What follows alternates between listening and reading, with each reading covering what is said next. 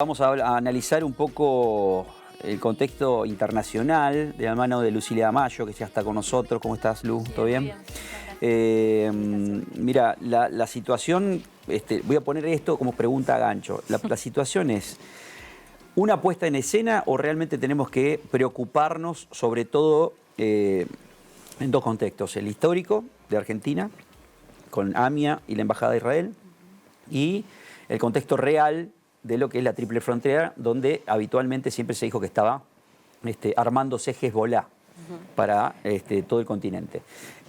Vamos, previo auspicio de la Universidad Nacional del Litoral, nos metemos de lleno a hablar sobre el análisis internacional de la geopolítica a través de Oriente Medio. Innovación, ciencia, tecnología, cultura, territorio, comunidad, educación pública de calidad, siempre. Universidad Nacional del Litoral. Bien, Lucila, perdón, yo quiero refrescar esto lo que vengo diciendo porque tenemos que tener en cuenta el contexto histórico con AMIA, Embajada de Israel, memorándum de Israel, posicionamiento actual del presidente de la Nación con respecto a sus aliados, sus máximos aliados, así dicho por él, que son Israel y Estados Unidos, y lo que sucedió el fin de semana de que algunos dicen puesta en escena de parte de Irán e Israel, sobre todo de Irán, para decir, bueno, está vigente, la amenaza está vigente. ¿Por dónde arrancamos? Me parece que por lo fáctico y tiene que ver con lo que aconteció el fin de semana. Nos despertamos el fin de semana con estas escenas reproducidas por redes sociales relacionadas con el ataque sin precedentes de Irán a territorio israelí, que tiene una cuestión muy importante porque es la primera vez en la historia del enfrentamiento, un poco que se decía entre las sombras, donde Irán ataca desde territorio iraní, territorio israelí, ¿no? Esto nunca antes había sucedido, siempre esta guerra entre las sombras era que se iban atacando objetivos en territorios aliados, en el Líbano, vinculados a cabecillas o jerárquicos de los diferentes ejércitos de cada uno de los países, pero esta es la primera vez que Irán lleva adelante un ataque directo. Un ataque que, visto por las redes sociales, tenía que ver con este impacto de más de 300 drones, misiles balísticos que iban a caer en el territorio israelí y que fueron neutralizados por este famoso domo de hierro, que es este gran esquema de protección aérea que tiene el ejército israelí y que en definitiva terminó siendo rasguños al territorio israelí con una sola base militar afectada.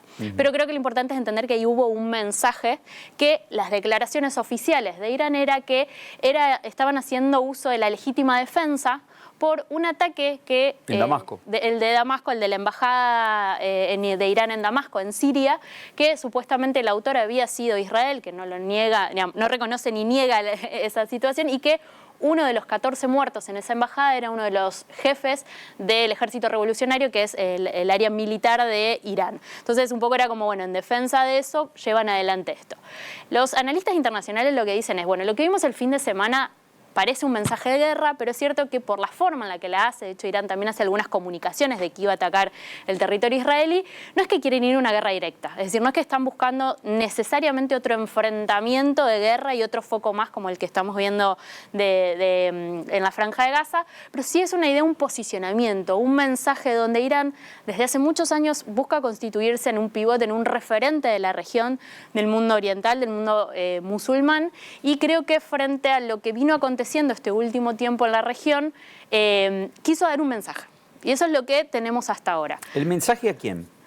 A Israel y a la comunidad internacional. Un poco de volver a poner el foco. Hablábamos un poco antes de la Cámara de todos los otros acontecimientos internacionales que hubo. El ataque terrorista en suelo ruso hace algunas semanas atrás, que vuelve a poner el foco en el terrorismo y en las células terroristas como actores internacionales.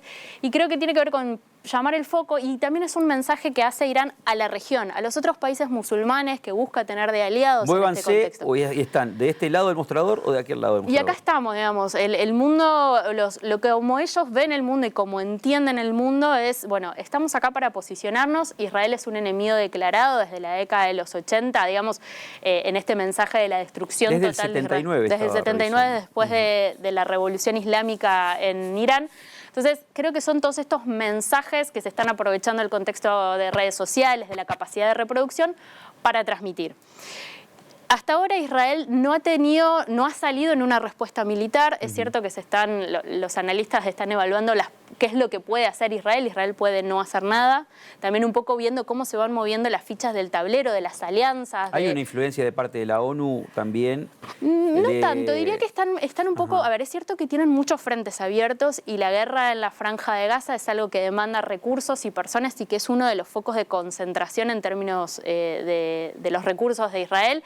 También es cierto que hay que evaluar cuáles son las posibles consecuencias de iniciar y si están las capacidades. Israel tiene la necesidad de mostrar ahora de que es más fuerte que Irán, pero eso no necesariamente es salir al territorio. De hecho, una de las cuestiones es que si bien Estados Unidos es su aliado principal en esto y que fue uno de los primeros en salir a dar apoyo a Israel, también dijo, y es parte de la política exterior de Biden, yo no te voy a acompañar en una contraofensiva. O sea, si vos salís al territorio, no te acompaño en ataque. Que es lo que hizo interceptando alguno de los drones y de los misiles, pero si vos salís en una contraofensiva, no cuentes con nosotros para eso, ¿no? Que tiene que ver con un poco esta política exterior de Biden cuando retira las tropas de Afganistán, de no involucrar personal militar norteamericano en otros conflictos extranjeros. Entonces creo que Israel está viendo de qué manera responde, cómo se posiciona, por eso no ha habido una cuestión inmediata. Ellos sí discursivamente están diciendo que va a haber una respuesta, que esto no puede pasar desapercibido, pero creo que con el paso de las horas y de los días va a bajar un poco la bruma en relación a esto. Voy a hacerte la última pregunta antes de mi compañero Sergio Ferreira, Nuna, si quiere sumarse también a la charla. La geopolítica hoy va a diseñarse de acuerdo a un eje, porque aparece siempre el eje del mal, ¿no? Esto ya es una prerrogativa, digamos, del gobierno de Estados Unidos constantemente para enfocar quiénes son las personas, los anti-estadounidenses, los que quieren exterminar a los yanquis y a todos los aliados yanquis. El nuevo eje sería digamos, que se viene hablando muchísimo desde hace años, Irán, China, Rusia. Yo diría que ha cambiado un poco la premisa en función de lo que tiene que ver con los enemigos, de acuerdo a los intereses estratégicos que se ven amenazados respecto de los intereses de Estados Unidos. En este sentido, China tiene un rol particular, porque hoy por hoy es el que desafía la hegemonía económica a nivel global de Estados Unidos y por eso hablamos de esta dualidad y este enfrentamiento constante. Es cierto que estos otros países tienen que ver con cuestiones históricas de Estados Unidos y de los intereses, pero que van mutando hacia cuánto quiere Estados Unidos intervenir. Y creo que esto que mencionaba recién de Israel y del mensaje en este tipo de conflictos, ¿qué rol ha ocupado el terrorismo? Los que nacimos en la década de los 90 y antes, el 2001 y la Torre Gemela fue un hecho histórico en relaciones internacionales que marcó un antes y un después, y donde el terrorismo toma, digamos, la escena internacional como un nuevo actor que nadie tenía en cuenta y que hoy ha ido mermando después de lo que fue el Estado Islámico y un poco su desmembramiento, y ahora, bueno, vemos estas células que siguen activas. Entonces, creo que Estados Unidos está redefiniendo sus intereses estratégicos y que están más vinculados a la influencia de China en determinados sectores y qué rol juega China en esto, que en ir voy a meterme en una guerra relacionada con terrorismo, relacionada con Irán, si bien no dejan de tenerlos, digamos, en su mapa de geoestrategia, de geopolítica y de intereses. Pero creo que pasan por muchos otros lugares en este momento, y a lo cual sumo un dato de color: este año son las elecciones en Estados Unidos. Entonces eso mucho. También está jugando mucho respecto a los posicionamientos. A ver, se juega mucho si el posicionamiento es de mano dura y alianza firme con Israel en un ataque, de nuevo, digamos, enviar soldados, que es lo que más le duele al pueblo yanqui, pero también te corren por derecha, si aparece un emergente. O sea, la persona que va a ir por la elección del Tea Party o más de la derecha absoluta de Estados Unidos es el expresidente Trump. Donald Trump. Por lo tanto, te corren por derecha y también te corren por izquierda, digamos. Sí, es difícil ser Biden hoy. No, sí, tal cual. Y creo que, bueno, están un poco jugando en esa sintonía de cuál es el termómetro interno respecto de la ciudadanía norteamericana, de su accionar a nivel internacional. Que están podridos de enviar soldados a cualquier frente, están podridos, pero hay como un espíritu de los yanquis decir, bueno, nosotros somos la defensa del pueblo libre. Bien. Sí, es que lo que está totalmente en disputa en este momento es esa sensación. No queremos pelear guerras que no son nuestras y al mismo tiempo Estados Unidos como garante de los valores occidentales, claro, que tienen que ser defendidos en el mundo y que situaciones como estas los están amenazando. Vamos a la pregunta de Sergio Ferreira. Hola Lucía, mucho gusto de tenerte aquí. Me quedo con dos conceptos que decías inicialmente. Primero, lo que se define como ataques directos o indirectos de Irán a Israel. Los indirectos, bueno, los conocemos bien, en algún momento los mencionaba Rodrigo, la AMIA y la Embajada de Israel son dos ataques indirectos de Irán a Israel. Este fue directo.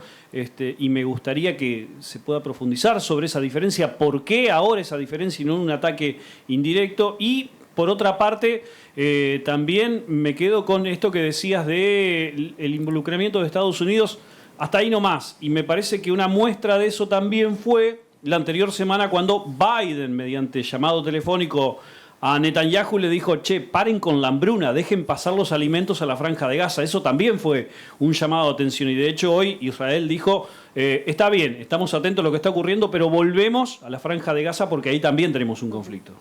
Bien, yendo a la primera respuesta, creo que tiene que ver los contextos históricos y los momentos determinan. El ataque a la Embajada de Israel tenía que ver con un contexto histórico. Como vos decías, el enfrentamiento no es nuevo, no es algo de ahora. Creo que lo que vira la decisión de hacer un ataque directo, más allá de que el argumento está relacionado con el ataque a la Embajada en Damasco, a la Embajada iraní en Damasco, está relacionado con que al tener Israel tantos frentes de batallas tan activos abiertos, no es que las fronteras eran pacíficas, porque no. Israel siempre tuvo estos encontronazos con sus vecinos, tiene el conflicto contra Hamás en la Franja de Gaza, los tiene muy activos. Yo mencionaba que tienen muchísimos recursos militares destinados a esa frontera, entonces era una manera de tratar de atacar directamente y demostrarse, digamos, en ese territorio, de ver de qué manera se podía. Creo que el objetivo era dejar un poco mal parado o ver si encontraban algún hueco para que sufriera algún tipo de vulnerabilidad. Exactamente, alguna vulnerabilidad.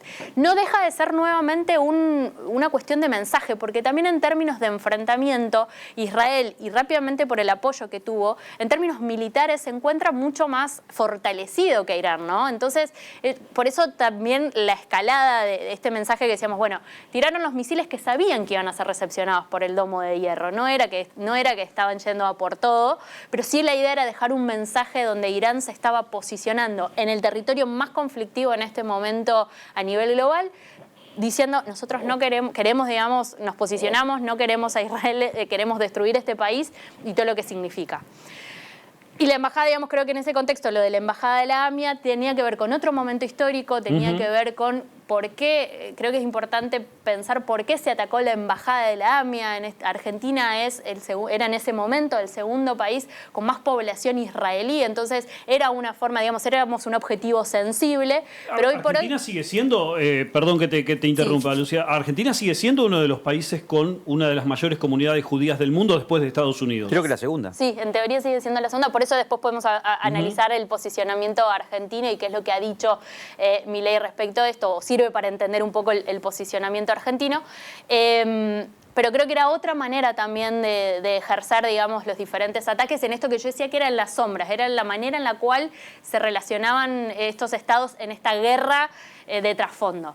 Y respecto de lo que vos mencionabas de Estados Unidos y de este posicionamiento, Biden y la política exterior de Biden ha sido un poco contradictoria. De hecho, las primeras líneas, algunos segundos mandos de lo que sería el Ministerio de Relaciones Exteriores de Estados Unidos, han tenido algunos mensajes. Biden ha tenido otros, pero sí es cierto que hoy por hoy lo que ha habido, conversaciones telefónicas diciéndole a Netanyahu que hay que bajar la intensidad del enfrentamiento, no solo en lo relacionado con Hamás y la Franja de Gaza y lo que estaba sucediendo ahí, sino justamente con Irán, de decir, no sé si estamos para una escalada como vos lo estás pensando. Por eso las declaraciones públicas fueron, si vos vas a hacer un contraataque en territorio, no cuentes con nosotros. Argentina. En el ojo de la tormenta. En el ojo de la tormenta. Creo que también acá tenemos una cuestión de... Es como si fuera que le estoy tomando examen a una analista internacional, es licenciada en Relaciones Internacionales, la aprovecho mucho, digamos, esto, recibida, me decías, en la Universidad Católica de Santa Fe. ¿Por qué es importante lo que esto de poner sobre la mesa, como dicen los dirigentes políticos, Argentina? Porque está la triple frontera. La triple frontera, en un rato vamos a estar hablando con Carlos Delfrade, que tiene información sobre este tema, que es el diputado provincial, pero hay una amenaza de Hezbollah, donde hace mucho tiempo hay informes de inteligencia de que dicen se está armando Hezbollah en la triple frontera y está financiando algunas bandas narcocriminales. O sea, que ya esto lo sabemos porque está Netflix, está Prime Video, están todas las plataformas que hay docuseries, hay un poco de libros que te pueden decir que la AMIA y Embajada de Israel se potencia, digamos, por todo lo que significa hoy el financiamiento del tráfico de armas, la hidrovía, o sea, tenés todo un complejo el escenario. Bueno, esto de Hezbollah es un condimento más que se suma a lo complejo de este conflicto territorializado, digamos, ahí en Medio Oriente, pero sí es importante tener en cuenta que Hezbollah es el brazo armado del Líbano, es decir, no es una fuerza de Irán, sí es que está catalogada como una agrupación terrorista por Estados Unidos, que recibe financiamiento de Irán y que está comprobado que ha sido el brazo ejecutor de alguna de las iniciativas de Irán, como fue la sentencia que recientemente salió en el fallo de la AMIA, ¿no? Que lo que decían era que los intereses estaban relacionados con Irán. Romper con el memorándum de la AMIA y esta sentencia es... Creo que es uno de los puntos, digamos, que pone en algunos llegaron, me parece, trasnochados, llegaron a decir que por la sentencia justamente de la Cámara hay una represalia de parte de Irán. A ver, yo creo que... me parece que son trasnochados, decime, por favor. Me parece que que para analizar la respuesta de Argentina hay que entender otros contextos. Y el primero, para mí, el más importante, es que la reacción del presidente... suspendiendo su agenda en Dinamarca, volviendo con urgencia a Argentina para conformar un comité de crisis, está relacionado con su posicionamiento desde el día 1 respecto de su política exterior, donde él dijo: mis aliados son Estados Unidos e Israel, en todas las entrevistas donde uno se lo ve, y donde él, digamos, manifiesta que se atacó a un amigo de la casa, ¿no? Entonces, que Argentina no puede quedar... sin algo para hacer o algo para decir, y por eso conforma este primer comité de crisis. Y en ese comité, por lo que trascendió, digamos, después de las declaraciones, se analizaron varios puntos que podían ser, digamos, las vulnerabilidades. Sí, la rareza de todo esto, Lucía, te lo quiero preguntar también, ¿hasta dónde llegan las relaciones carnales? Porque que aparezca un embajador israelí a dar una conferencia de prensa sin periodistas, pero conferencia con Adorni, que es el vocero presidencial, después de una reunión de gabinete, digo, ¿hasta dónde está la soberanía, digamos, de esto? Por eso digo que para mí esto se explica entendiendo eso, que es el posicionamiento del presidente en relación a cómo entiende él, digamos, el mundo, cómo funciona el mundo, cuál es su lugar en el tablero. Él se alinea directamente detrás de los intereses de Estados Unidos y de Israel, y de lo que también, y volvemos un poco cuando vos hablás de Estados Unidos. Ahora sí te voy a preguntar, ¿está bien o está mal esto? ¿Está bien o está mal? Sería para quién, ¿no? En el caso actual... Tiene un 56% de los votos. ¿Ese 56% de los votos lo legitima para que tengamos que estar con la soga al cuello, digamos, para ver si hay una tercera... Bueno, es que ahí va a pasar a lo que creo que tiene que ver con cuál es el impacto qué es lo que se está esperando y qué es lo que están viendo. Yo creo que tiene que ver con que la conformación del comité es una declaración hacia sus amigos de que a Argentina esto no le pasa desapercibido y que pueden contar con el país para lo que necesiten. El análisis de cuáles son los puntos de vulnerabilidad, por eso el refuerzo de la protección en embajadas, en determinados espacios religiosos que pueden ser de importancia, y la triple frontera como este espacio donde ellos ven que es la ventana más vulnerable, como mencionabas vos, ya sea por la presencia de Hezbollah, por la apertura de las fronteras que permite el ingreso, entrada, salida de personas, de armamento, de cuestiones, digamos, que pueden ser conflictivas, y por eso el gobierno argentino, previendo la posibilidad de... O sea, hoy por hoy no es que ¿hay alguna señal de que diga Argentina está bajo amenaza de poder sufrir algún tipo de ataque? Creo que lo que están haciendo es del modo más tratando de adelantarse de alguna manera a esa situación. Y la última pregunta, te agradezco por por tu tiempo, digamos, pero sobre todo el análisis que ha hecho. ¿Está preparada Argentina para una amenaza? O sea, teniendo en cuenta que está en triple frontera, está Hezbollah, la hidrovía, el tráfico de armas, ya conocido por que el tráfico de armas viene de la época de Menem, financiamiento externo para las bandas criminales. Hoy es la tormenta perfecta para Argentina. La tormenta perfecta, sí. Yo creo que hay que ver el punto de cuánto realmente nos están mirando, más allá de lo que el escenario que, digamos, que desde el gobierno se esté creando, pensando en las vulnerabilidades. Yo creo que hoy por hoy la cuestión conflictiva está alojada territorialmente lejos de aquí y que los intereses están lejos de acá. Creo que también es un llamado de atención para la manera en que se trabaja conjuntamente en la triple frontera, pues también están los gobiernos de Paraguay y de Brasil involucrados que deberían, entiendo yo, tener interés en lo que está pasando ahí. Y respecto a cuán preparado o no está Argentina, no he visto hasta ahora declaraciones del ministro de Defensa. Creo que justamente la manera en la que se está pensando es más en términos de protección. Supongo que los cables, y acá sí hay una cuestión de las inteligencias que se comparten a nivel global entre, pensando en Israel, en Estados Unidos, están contando con eso, con los mensajes o con los llamados. Pero creo que, en mi opinión personal, esto ha sido más que todo un acto de pantalla de cuál es el posicionamiento de Argentina respecto a lo que pasó este fin de semana y por eso las dimensiones que han tomado este comité de crisis. Para ilustrar, está muy bueno que la habrás visto, por el posicionamiento que tenés, habrás visto Yossi, la 1 y la 2. No. Me llevo algo de acá, bien. Hacé de cuenta que está narrando todo lo que estás contando vos. Bien, perfecto. Lucía, perdón, muchas gracias. Por favor, gracias a ustedes, un gusto.